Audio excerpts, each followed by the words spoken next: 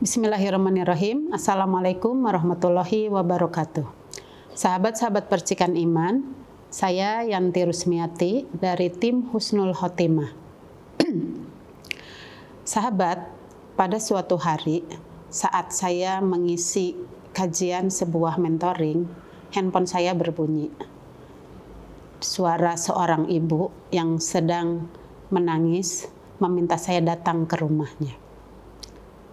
Dalam telepon itu, ibu itu bercerita, "Halo Bu, Assalamualaikum." "Waalaikumsalam warahmatullah." "Bu Yanti, suami saya meninggal mandiin Bapak. Tolong Ibu ke rumah." "Bu, sebentar. Yang meninggal suami Ibu?" "Ya Bu Yanti, yang meninggal suami saya mandiin Bapak saya." Dalam pikiran saya, kata memandikan konotasinya adalah memandikan jenazah. Saya berusaha untuk meyakinkan diri dan bertanya ulang kepada ibu tersebut. "Bu, mohon maaf, sebetulnya yang meninggal itu adalah suami ibu atau ayah ibu?" "Suami saya mandiin ayah saya." "Mohon maaf Bu, jadi di rumah ibu ada 2 jenazah?" "Iya Bu Yanti, tolong ya datang ke rumah saya." Sambil menenangkan hati, mencoba menenangkan hati, saya izin untuk menutup mentoring yang sedang saya isi. Kemudian saya telepon beberapa teman di tim Husnul Khotimah dan kami bergegas berangkat. Sampainya di rumah almarhum, kami termangu. Saya lihat 1 jenazah sudah siap dimakamkan dan 1 jenazah lagi siap dimandikan. Sang istri bercerita bahwa suaminya saat diberitahu ayah mertuanya meninggal, suaminya berkemas menyiapkan segala sesuatunya.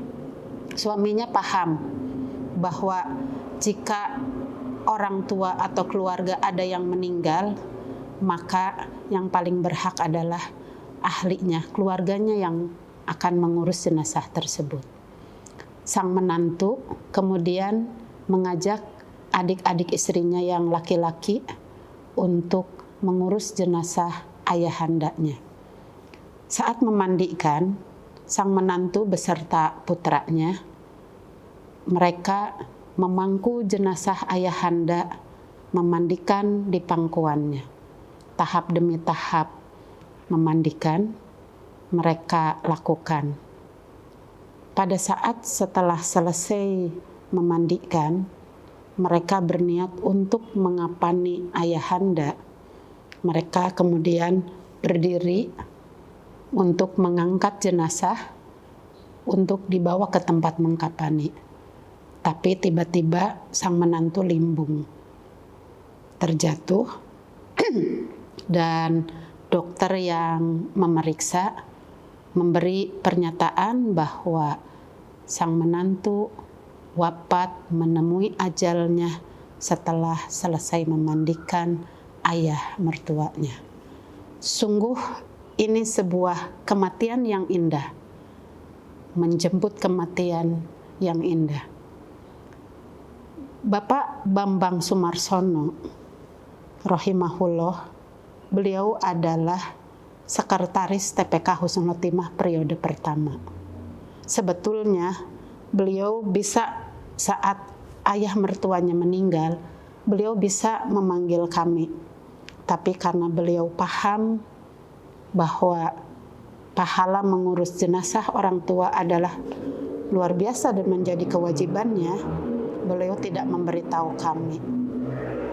Dan saat beliau juga akhirnya menyusul ayahandanya, barulah istrinya menelpon kami memberitahukan bahwa suaminya wafat ketika memandikan ayahandanya.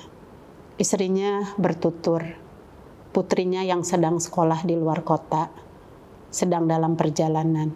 Dalam pikiran putrinya, dia akan datang melihat jenazah kakeknya. Istrinya tidak berani menceritakan kepada putrinya bahwa setelah putrinya datang ke rumahnya, mungkin yang akan ditemui bukan jenazah kakeknya, tapi juga jenazah ayahandanya. Kemudian setelah itu sebagian kami mengantarkan jenazah ayahandanya, kemudian sebagian lagi mengurus memandikan jenazah Bapak Bambang. Bapak Bambang adalah seorang sosok yang pendiam, tidak terlalu banyak bicara. Beliau mengerjakan segala pekerjaan kesekretariatan dengan rapih dan tepat waktu. Kami menjadi merenung kisah ini, menjadi pelajaran buat kami. Karena betapa di dalam hadis Rasulullah menyampaikan kepada kami. Kita baca terjemah dari hadis tersebut. Hadis tersebut dari Aisyah radhiyallahu anha, ia berkata, Rasulullah bersabda, barang siapa memandikan jenazah, lalu ia menunaikan amanatnya dan tidak menyebarkan aib yang ada pada jenazah ketika memandikannya, maka ia keluar saat dari beres memandikan, keluar dari tempatnya dalam keadaan bersih dari dosa-dosanya seperti pada saat ia dilahirkan. Dan almarhum Bapak Bambang Sumarsono, kami bersangka baik Allah memberi kesempatan untuk memandikan ayah mertuanya dengan sebaik-baiknya dan mengajak putra-putra laki-lakinya yang menjadi haknya untuk memandikan ayahandanya. Dan beliau benar-benar wafat dalam keadaan menjemput kematian dengan indah, menjemput ajalnya saat beramal soleh. Semoga putra-putrinya menjadi putra-putri yang soleh dan solehah, senantiasa mendoakan ayah bundanya yang sudah wafat lebih dahulu. Semoga bermanfaat. Terima kasih. Wassalamualaikum warahmatullahi wabarakatuh.